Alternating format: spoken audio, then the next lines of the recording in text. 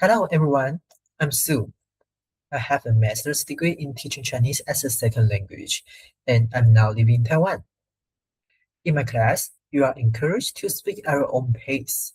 I'm here to help you overcome the fear of speaking. Making mistakes is absolutely fine. So the beginners, of course, are welcome. And now, introduce yourself. If I ask you, 我是谁?我是谁?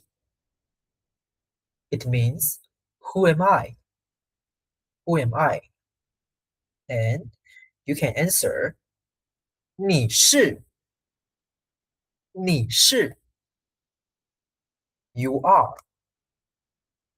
So, 我是谁? 你是素 That's my name. 你是素你是老师你是老师 You are a teacher.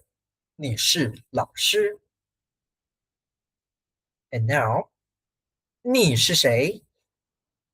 你是谁? Who are you? Who are you? And you can answer it. 我是 I am 你是谁?